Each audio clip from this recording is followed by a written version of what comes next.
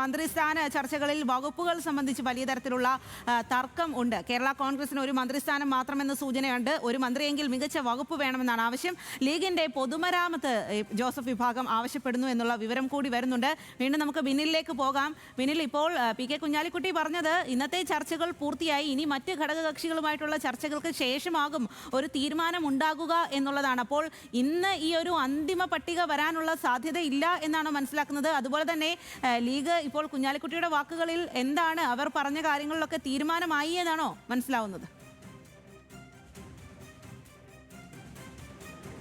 മുന്നണിയിൽ ലീഗുമായി പ്രശ്നങ്ങളില്ല, അവരുടെ വകുപ്പുമായും പ്രശ്നങ്ങളില്ല.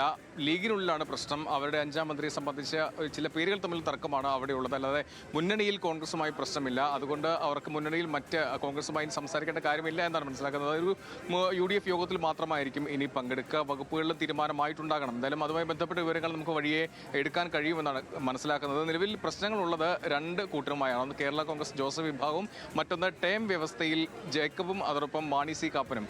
ഈ മൂന്ന് പേരും തമ്മിലാണ് പ്രശ്നമുള്ളത്. അതിൽ ജോസഫ് വിഭാഗത്തിന്റെ പ്രശ്നം നമ്മൾ ചൂണ്ടിക്കാണിച്ചതാണ്. അവർ പറയുന്നത് രണ്ട് മന്ത്രിസ്ഥാനം വേണമെന്ന് ആവശ്യപ്പെട്ടു. അത് ലഭിക്കില്ല എന്ന് കോൺഗ്രസ് പറഞ്ഞതോടെ മികച്ചൊരു വകുപ്പാണ് അവർ ചോദിക്കുന്നത്. അത് പൊതുമരാമത്ത് വകുപ്പാണ് ചോദിക്കുന്നത്. മോൻസ് നേരത്തെ കൈകാര്യം ചെയ്ത ഒരു വകുപ്പ് കൂടിയാണ്. അതുകൊണ്ടാണ് അത് ചോദിക്കുന്നത്. പക്ഷേ അത് മുസ്ലിം ലീഗ് UDF സർക്കാരിൽ കൈകാര്യം ചെയ്തുകൊണ്ടിരുന്ന വകുപ്പാണ്. അത് വിട്ടുകൊടുക്കാൻ സാധ്യതയില്ല. ആ ചർച്ചയ്ക്ക് പോലും ലീഗ് വരാനുള്ള സാധ്യതയില്ല. അങ്ങനെയെങ്കിൽ ജലവിഭവത്തിലേക്കാണ് അവർ കണ്ണുവെക്കുന്നത്. പക്ഷേ അവിടെ RSP അത് ചോദിച്ചിട്ടുണ്ട്. RSPയിൽ ഷിബു ബേബി ജോൺ നേരത്തെ സർക്കാരിൽ ഇരുന്നത് തൊഴിൽ വകുപ്പ് മന്ത്രിയായിട്ടാണ്. പക്ഷേ ഇപ്പോൾ തൊഴിൽ നിയമം വന്നതോടുകൂടി അതിൽ വലിയ പ്രസക്തിയില്ലാതെ പോകുന്ന വകുപ്പാണ് അത്. അതുകൊണ്ട് മറ്റൊരു വകുപ്പ് വേണം എന്നാണ് അവർ ആവശ്യപ്പെടുന്നത്. ജലവിഭവം അവർ ചോദിക്കുന്ന വകുപ്പാണ്. ചോദിക്കാൻ കാരണം നേരത്തെ LDF സർക്കാരിൽ NK പ്രേമേന്ദ്രൻ അത് കൈകാര്യം ചെയ്തിരുന്ന വകുപ്പാണ്. അതുകൊണ്ട് അത് അവർ ആവശ്യപ്പെടുകയാണ്.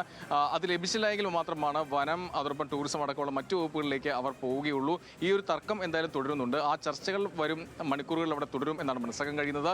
അതിലൊരു അന്തിമ തീരുമാനം ഇന്ന് തന്നെയോ നാളെ രാവിലെ എടുക്കാനുള്ള സാധ്യതയുമുണ്ട്. മറ്റൊന്ന് ടേം വ്യവസ്ഥയാണ്. മാണി സി കാപ്പൻ പാലായിലും ജയിച്ചു വന്ന, രണ്ടാം തവണയും ജയിച്ചു വന്ന ആളാണ്. മാണി സി കാപ്പനെ പരിഗണിക്കേണ്ടത് അനിവാര്യമാണ്. അതോടൊപ്പം കേരള കോൺഗ്രസ് ജേക്കബ് വിഭാഗത്തിൽ അനൂപ് ജേക്കബ് നേരത്തെ മന്ത്രിയായിട്ടുള്ള ആളാണ്.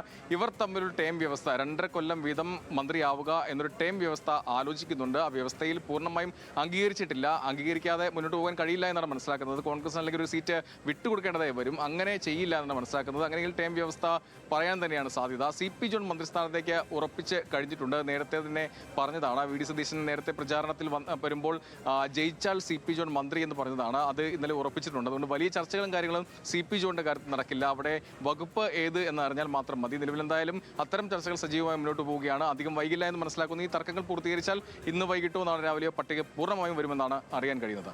സ്വാതി. ശരി ബിനിൽ, എന്തായാലും ചർച്ചകൾ അത്തരത്തിൽ തന്നെ ഈ ഒരു സമയത്തും പുരോഗമിക്കുകയാണ്.